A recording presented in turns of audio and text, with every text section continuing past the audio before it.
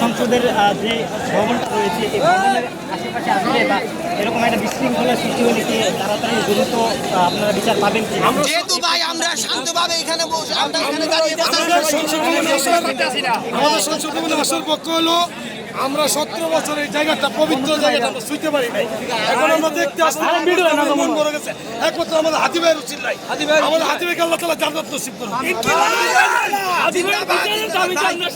সর্বশেষ আমি একটা কথা বলবো, সেটা হলো আমরা এখানে মূলত আরেকটা উদ্দেশ্যে গিয়েছি, সেটা হলো আমরা শান্তভাবে এখানে দাঁড়িয়ে থেকে ওনাদের কথা শুনেছি, কিন্তু ওনারা আমাদের শহীদ শরীফুদ্দিন শরীফ ওসমান হাদি ভাইয়ের খুনিদের শাস্তির বিষয়ে কোনো কথা বলেন না। আমাদের দিলে ভাই আমাদের কলিজায় আগুন করে গিয়েছে।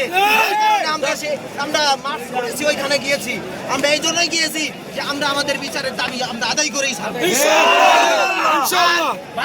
দেখেন বাংলাদেশের ইতিহাস আজকে আপনারা খেয়াল করেন যে একটা লাশকে তারা শত শত গাড়ি দিয়ে যদি পাহারা দিতে পারে, জীবিত অবস্থায় ভাই যখন অনেকবার শতবার বলেছে যে আমার উপরে অ্যাটাকের হুমকি আসতেছে, তখন কেন অন্তত একটা গাড়ি অন্তত 2টা পুলিশ দিয়ে তাকে সিকিউরিটি দেওয়া হলো না?